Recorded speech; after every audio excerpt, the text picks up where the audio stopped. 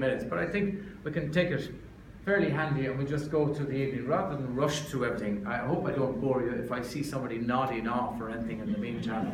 I know that's the way we are, but we're just going to have a conversation about things. I think we said we would do questions at the end. I'd be guided by Vanessa in relation to it. Well, you take it as you want to take it. I'm not directing anybody. Okay, that's fine. That's fine. Thanks again, Vanessa, for asking me to come here. I'm president of Sligo Solicitor Association this year for my sins. Nobody else wants the job, so therefore they appointed me. So I'm here to chat, and I hope you get good information tonight. I know when I look around, and even I'm over 60 at this stage. I mean, I think I'm about 35, but they tell me that I'm 35 years qualified, so I really have to cop on to myself a little bit. I don't think people need to be worried. I think if lack of information is always a problem, in anything. People come into me and, they don't want to say, well, I know nothing, please tell me. So even our own website, we put up as much as we can if anybody looks at websites, and, so you arm yourself as much. But the simple things, if you want to do a will, or you put down very simply what you have and what you want to do with it. That's in its simplest way. And that's obviously saves time when you come in to see somebody, and then they can apply their expertise to it in terms of, well, you might want to do that, but bear in mind there's a tax implication, and therefore we're the advisors, you decide what you want to do. The first thing I would say, and we think we have problems here, in China, there are 220 million people in the senior section of society, right? And they don't have wills, because if you know China, as you all know from your history, nobody owned anything in China up to 30 years ago.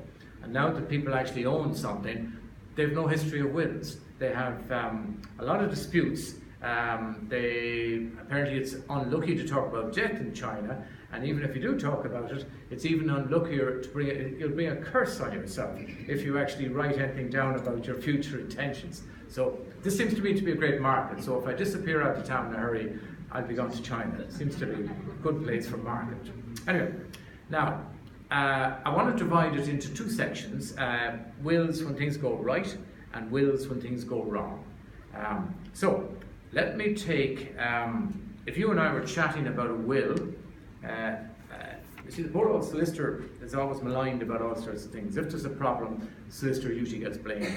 So what we do is we get a will's instruction sheet, and the advantage of that, it follows a checklist down through, which through experience you know what you need and you don't need.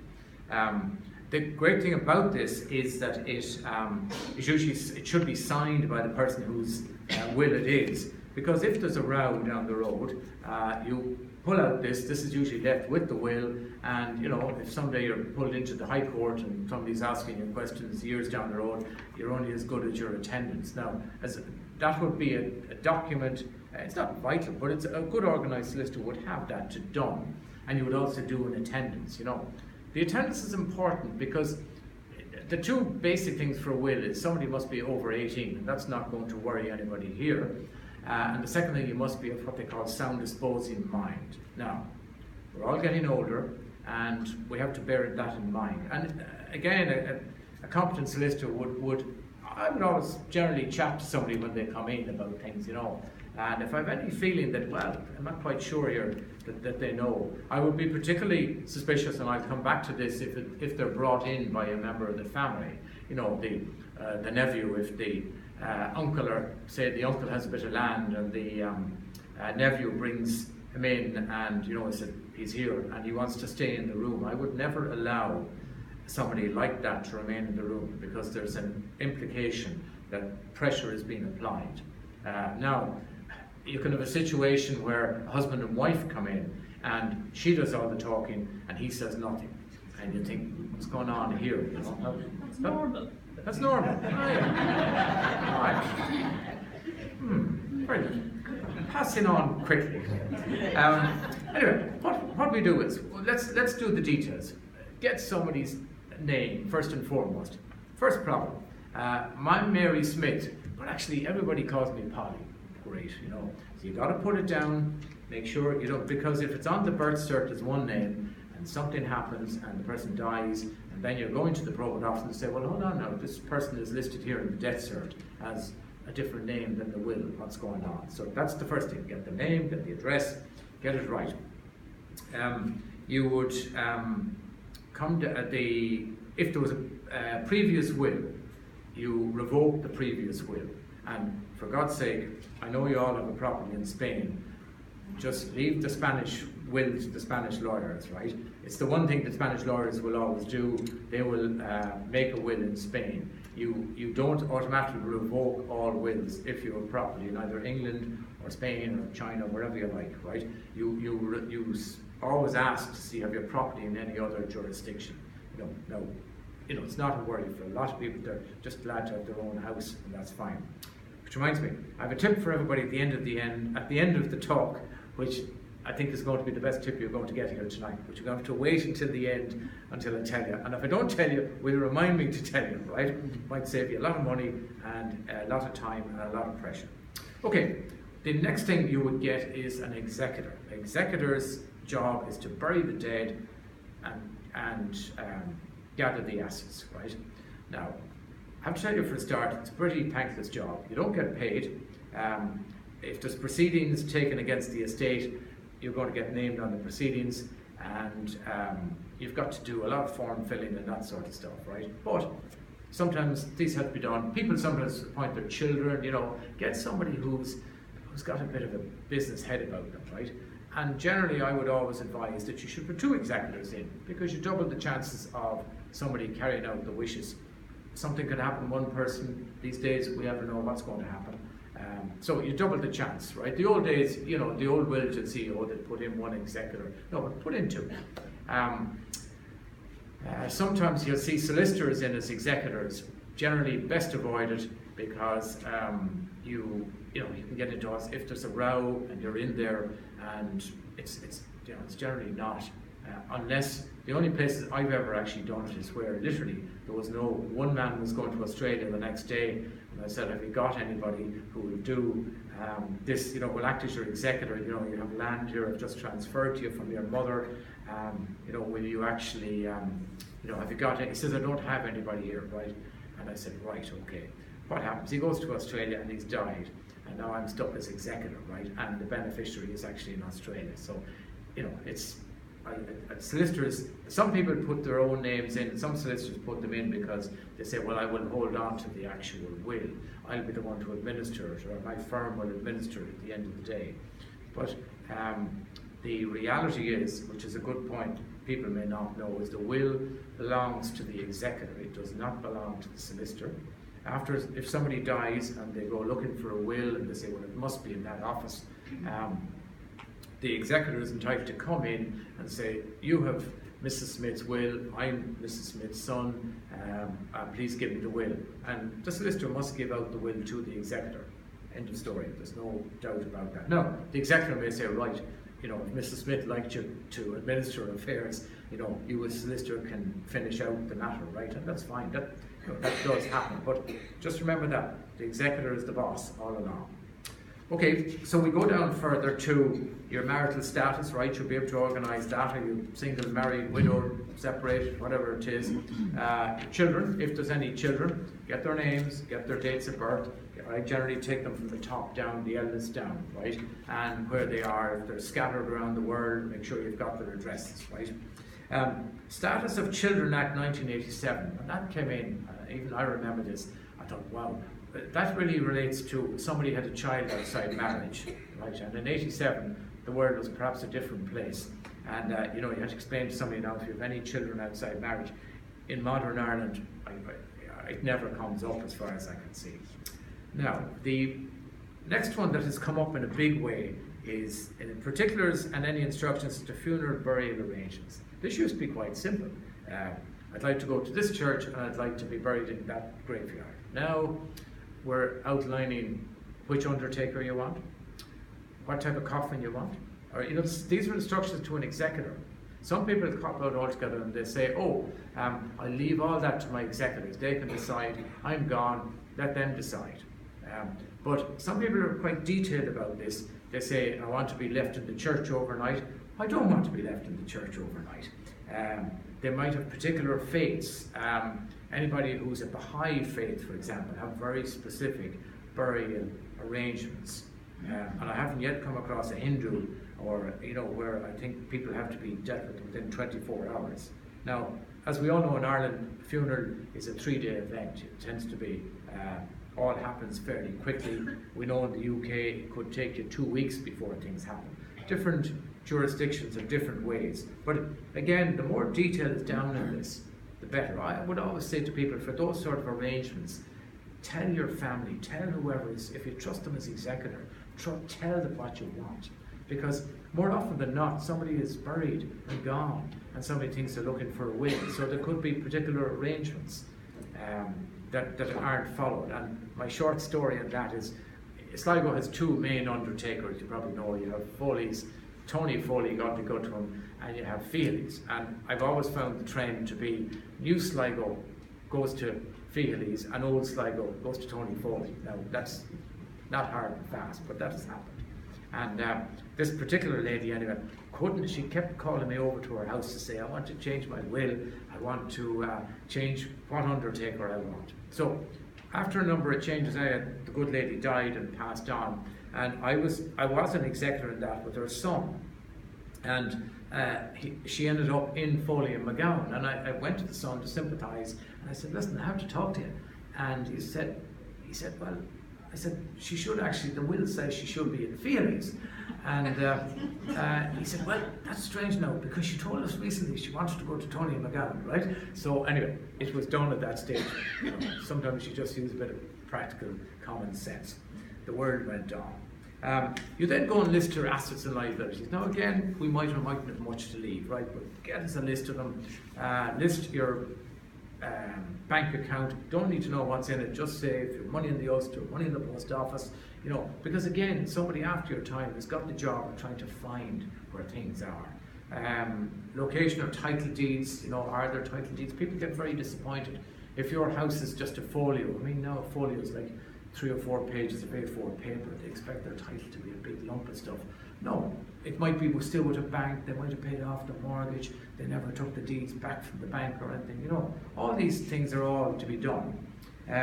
Shares, property, pension schemes, right? Somebody might be on an old age pension. You write to the department, which we have here in Sligo, and say, right, cancel the pension. They might have pensions coming from England. You have to write to them and all that. That's all the nuts and bolts of administering the estate. Succession Act, right? I'll come to that really about how things can go wrong. That's in people claiming against the estate and all that, right? Am I moving too quick? Am I okay? No. Okay. Beneficiaries. Then, having listed your assets, you say, well, what do you want to do with it, right? Okay, I want to benefit that person, family, I want to leave it. The simplest will, if there's a married couple and they want to do all to wife, all to husband, right? Very simple. People sometimes do that. We call it a mirror will, so they simply mirror each other, right? What I'm going to tell you is will actually supersede that in a minute, right? That's a trick for people who are still alive. Okay, any other gifts? The tax heading comes into it. I'm going to do tax in a minute. But let me just go down through the will. Charitable legacies, anything else. We're very mean in the West of Ireland. I can't remember anybody leaving anything to charity in the West of Ireland. I don't know what it is, because I run through a list, I'll leave anything to charity. No, pass on, then we have what they call the residue. The residue is like a sweeper clause, anything that isn't given away further up, You might have gift to grandchildren or anything like that, money here, money there, money to the church for masses. These are all standard items.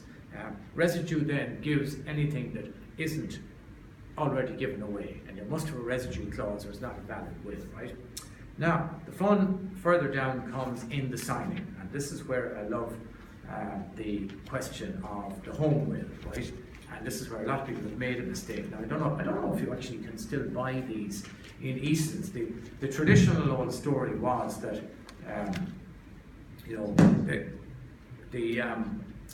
you could buy a will in Easton's and sure, it gave you the instructions what to do, and sure, you filled it out, and sure, you don't need anybody to look at it or anything like that.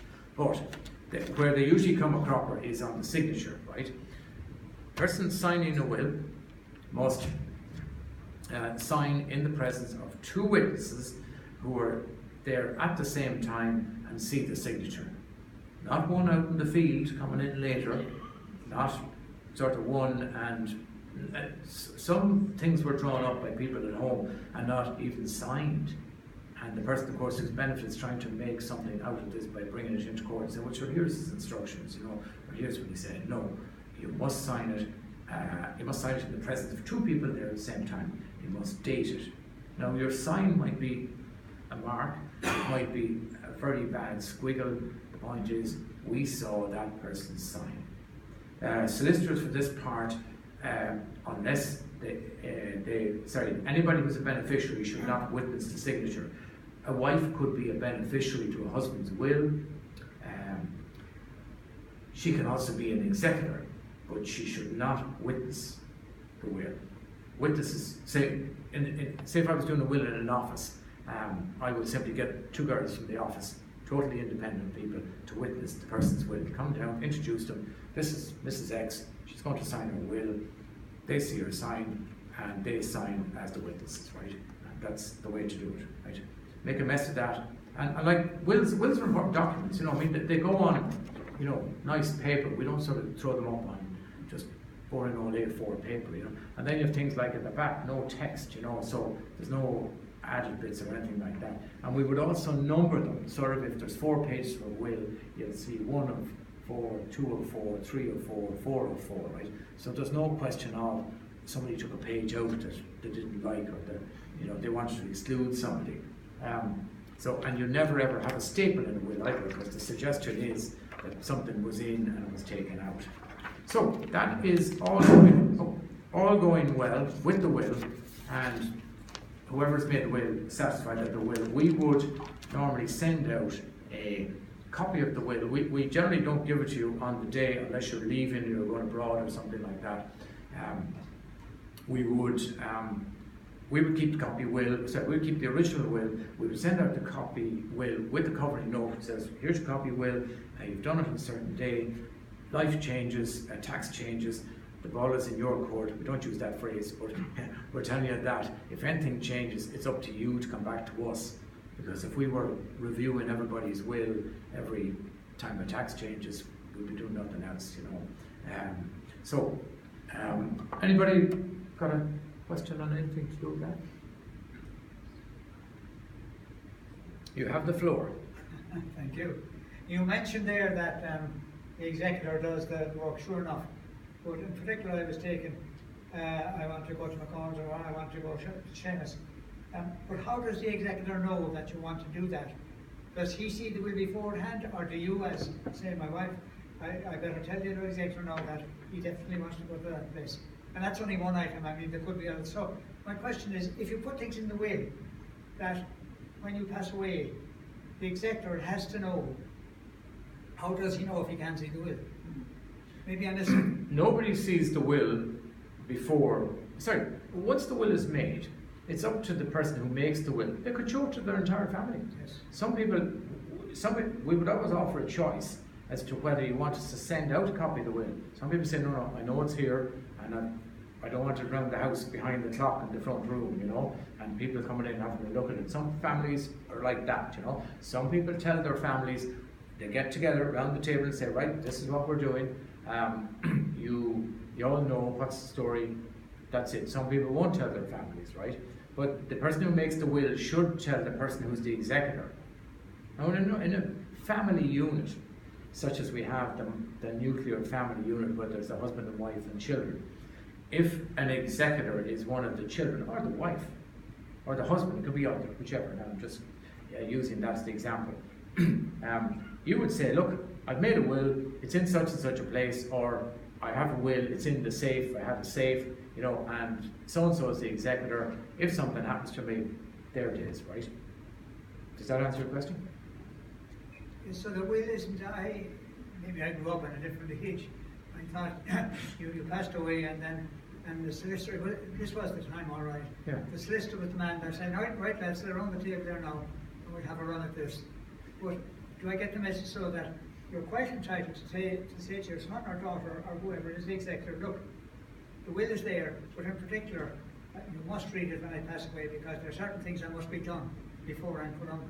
No, Okay. interesting. That is a good question. And I've never done this. I've never had a collection of the family. Now, the family have come into me, and maybe because the pace of life is just faster today, that, you know, to go out and sit down and say, I don't think I've ever been asked to do it for a start, right? Sometimes, yes, if people are gathered in from abroad, families are scattered and they come home for somebody's funeral, there might be a request to say, but if somebody comes to me and said, listen, I'm the son, I'm here, they're all abroad, but they're here, right?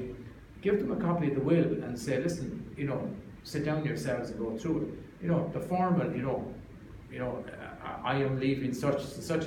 I've never been asked to do it. It would be interesting that I'm not ever asked to do it. Generally, the executor gets a copy of the will and they then run it. I would always recommend, though, that people, in theory, you should only see the what you get on the will. You have been left X amount by so-and-so's will, right? You know, that's it. But in family situations, I think it would always, it's preferable to send out a will to all the members of the family, whether you're in or you're not in. Because this is the sort of stuff we never saw the parents' will. You know, people get very annoyed by this, you know. Again, modern families, unfortunately, are spread all over the world. And we came for the will, and then we had to leave. And the fellow who stayed at home, who got the farm, he was also the executor. And he won't tell us what was in the will, you know. So, you know, families, where there's a will, there's a family, you know, and people have all sorts of interpretations. But the executor should know your earlier arrangements before you die. Yes, tell the executor, yes, that, and ideally tell the executor, you know, to tell the person making the will, to tell the executor where the actual will is, and then work it from there. Now, how are we doing time-wise? 2 minutes. Okay. We'll What? give you another little while. Okay. I was going to deal with when things can go wrong. Things can go wrong in that people, like you say, people could be unhappy about a will and they want to challenge a will, right? And it could be, again, like I said, the person who was brought in to make a will was not of sound disposing mind. Okay, let's take 2 scenarios. One, somebody is in hospital or even in a nursing home and there's a will, request to go out. No competent responsible solicitor will make a will in any institution without a doctor's certificate to say that this person is actually of sound disposing mind. Because you're only asking for trouble at the end of the day, because if somebody is not capable and somebody decides that, well, I was left out, you're automatically into a wills challenge, because somebody said, you know, there wasn't, where's the medical report? And, you know, the courts would back up that and say this person was not right. Well, the solicitor actually would be blamed for that, right?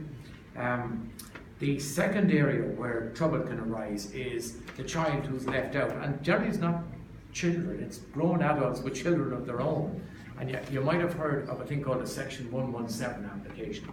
The Succession Act 1965 governs a lot of the stuff with relation to wills. It's been amended, and you know we're years on from that now, and there's been case law. But in that, there's a section called 117 where a child who feels, and the phrase is that they haven't, better get it right, the parent failed in their moral duty to provide for the child, right? Now that's a fairly general statement, and all sorts of interpretations have been put on it, right?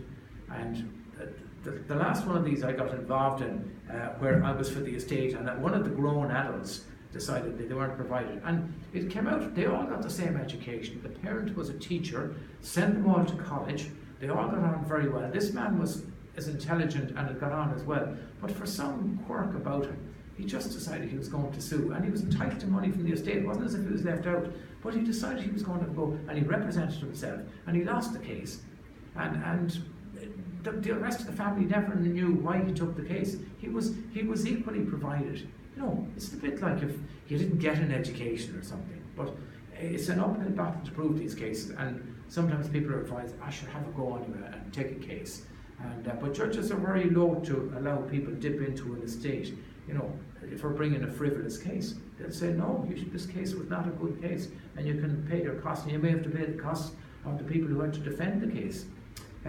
So that's sort of an issue as well. Sorry, I'm just flashing through some of these. Yes, executor's year, you might hear this phrase. If an executor, if you're entitled to a benefit under an estate, you have to wait, because it can take a year. There's a general rule which says give the executor a year to actually get the grant of probate out.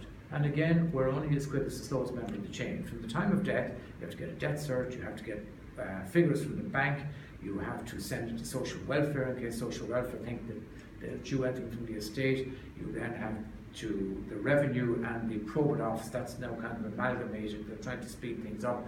We have a shortage of staff in the court office countrywide. You know, here in Sligo we have a very nice lady, Anne Finn, some of you might know her, used to do probate.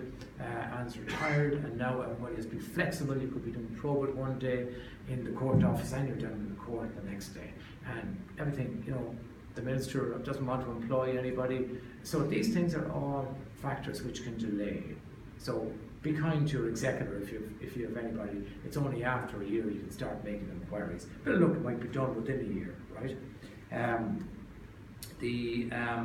One thing, the banks, if there's money, if somebody dies and there's money in an account, the banks will take an application from the executor to pay the funeral expenses, because obviously what was happening was people were being buried and suddenly they couldn't recover the money. So you send the bill to the actual bank in question, and they will literally do a draft out directly to the funeral undertaker.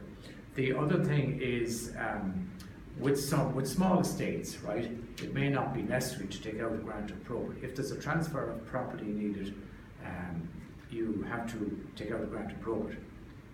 But if there's like, say somebody dies and they only have a few pounds in the bank, let's say, different banks unfortunately have different limits, which doesn't make this any easier. So, you know, some banks have sort of, if the amount is under 20,000 euros, you can simply apply with the death cert, and they will pay out to the executor, right? So you don't need a grant of probate. So that's a benefit as well. Again, trustees and guardians. Now, excuse me. This is really for young couples, I suppose, who worry about what happens if, you know, they're on a plane and they're killed, or they're driving on the road, and what's going to happen after their children. You have trustees and you have guardians, right? Guardians, I always tell people, tuck in your children to bed at night. Trustees look after the money. Don't split the two jobs. Some people say, well, I'll get her family to be the guardians and I'll get my family to get the money. But if you trust them with your children, trust them with your money, right? So, and there's a job to be done here. Children have to be brought up, education has to be paid for, etc. And, you know, you put in various trustee powers in a will for people. It's always a concern for people with young families, and, you know, a will is good for that, right? And you can specify what age money should be spent. You know, it could be invested for the children. Let's say there's life policies and they pay out. You know, you give the trustees powers to say invested or to do whatever, and then if there's a payout when the children grow up, you can specify, do they get it at 18, do they get it at 21, do they get it at 25, you know, and that's a gauge only people can make in the circumstances they find, right? The quest to modern families, I could go into that in detail. You have partners and you have same-sex people, and you have this. It's a separate issue in itself these days. You know, there's benefits. I want to do tax because nobody likes paying tax, as you know. I think one of the questions I think Vanessa somebody raised with her was, do I have to give money? Do I have to give a bequest to anybody? And the only person who has an entitlement under Irish law is a spouse. You have a thing called a legal right share. And what that simply means is that you automatically get 50% of the estate, unless you've divorced them or separated from them. And I'll come to that in a minute. They automatically have this right. You could leave them a bequest, or they have the legal right share. And they have to elect which one they want, right? Children have no automatic right to inherit from their parents. Okay? And that's where that section 117 comes in, right? Because people think, oh, I should have been something should have been done for me, nothing was done for me, please court, would you make some money for me, or give me some money, okay? So that's the legal right share. Tax, we have 3 bands of tax, which are likely to worry anybody. Parents to children, 310,000, after that, 33%, not 33 and a third, 33% goes to revenue. Next band, that's category A. Category B, nieces and nephews, grandchildren, 30,150 technically. Same thing, you get that as an allowance, after that 33% paid to revenue. Legal strangers, no relation whatsoever, 15,000, after that 33% tax. Now you say, well, how, that's not, I mean, a couple of years ago, up to 2008, we had 530 as a children to parents allowance, right? But back it came, and now we're back, it went down to 280, and now it's gone back to 310, and it goes up and down. To save, let's say a parent wanted to leave something, sorry, there's 2 allowances I should say there. There's an agricultural relief allowance, which is for farmers and farmland and that reduces the tax, the value by 90%, and the tax is only on the 10%. Again, we could talk all night about it. And the other one is a business relief, which does the same for the transfer of a business. So but what's more likely to be an issue for people would be parents to children, and say, well, if I had something like even a house in certain parts of the country, it might be worth more than the 310, and then am I going to have to pay a tax on the balance? This is a big Dublin thing. You'll know that there's been political agitation about this. What do we do?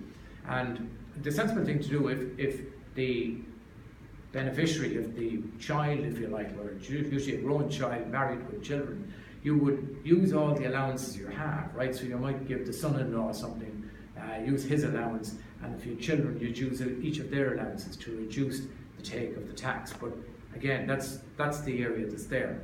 There is, again, a Dublin problem, I think called dwelling house relief.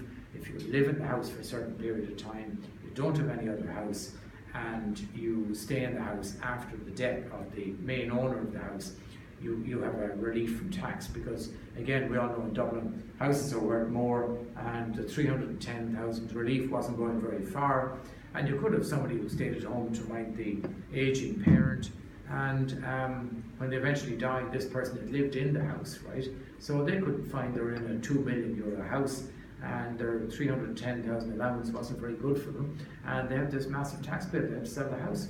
So I think that dwelling house relief, I think, has been an assistance to those sort of people. How would you? Maybe if you want to take some questions, I think. Yeah, take a question. Because we are over time, I'd say. Yeah. I do realise it's very hard to get all of that. It's a very broad topic. Two things. One, I came across this is probably something more in your area. There seems to be a movement now to what they call the 40-70 rule. If somebody is 70 and they have children at 40, they're trying to encourage people to just talk about what you're going to do. What about your driving? What about your finances? What about the house? To encourage people to just think about the situation that they're in, right? If anybody's heard of it. There is a proposal to bring a wills register in, but this being Ireland, we're great for bringing in things, but it's going to be voluntary as to whether you're registered or not. So I don't know how it'll work. Actually, it's supposed to be based in Roscommon, but why they don't make it compulsory, I don't know. I mean, any unregistered land in the country, if it changes hands, it all now has to be compulsory registered. They used to do it for certain counties, now the entire country. So if there's a piece of land sold, land is usually registered already, thanks to our history, but properties in towns will generally be unregistered, and once they change hands, they all now have to be compulsory registered. Why they don't make people register their wills, I don't know, make it compulsory. One quick one on enduring powers. Do you want me to, just a quick one? Powers of attorney. If, to use my phrase, you find you're going off the boil a bit, and you're just not able to, the family feel you're not as good as you used to be, and you feel, I'm a bit worried, I mean, who's going to make decisions for me? You can do what they call an enduring power of attorney. What you do is, again, the doctor has to certify that you are capable of making this, right? And once that certificate, there's a format for it, it's very laid out. The solicitor similarly has to certify that I think that person is certified or can make a power of attorney. The person signs that I'm giving the power to somebody. It might be a child, it might be whoever they trust, and you notify 2 other independent people that I intend to make this, and if you have any objection to this, you lodge an objection within a certain time. That then is signed up and that is left. If in years to come somebody finds that they cannot make a decision, or their family feel they can't make a decision, then this enduring power of attorney comes alive, and that person registers it with the High Court, and they then have power over to make decisions. You know, there might be medical decisions, there might be financial decisions. They have the power to run that person's life. You can limit the power, you can extend the power. You can say, you're not going to decide my financial situation, I let you decide my medical situation. You know, it might be nursing home applications, and as I understand that if you're applying for a nursing home or for fair deal, I think they want to see that you have a power of attorney. I think in some cases, I suppose when people generally want to go to nursing homes, you know, people are saying they're not well, they're going to have to go to a nursing home. They won't deal with the person if they feel they're not of sound disposing mind. Okay? Now, before I forget it, the tip that you really want to know, after all you've heard about wills, is there any way I can get around this? Okay, if you're a married couple and you're in one house, 5 bank accounts, the thing to do is to put your house in joint names and to put your bank accounts in joint names. And a lot of people I meet, their lives are very simple. There's no complication, there's no property abroad, there's no great money involved, right? And they get worried, do I need a will? If your spouse is, so we know joint accounts, somebody dies, it goes to the successor. Similarly with a property, if you only have the one house that you're happy to live in, it's paid off, and you, what happens is if one of the partners dies, then all you need is a death cert and a short affidavit saying this person died on such a day. That's then lodged in the land registry, which is now called the Property Registration Authority, and they transfer the name from the joint names into the sole name. So that to me is a very simple approach for most people, and I would tell them that. I've no interest in making wills for people if their affairs are quite simple. And that's the tip of tonight. I hope it helps you all. And we can deal with questions after. We'll see you here. Thank you.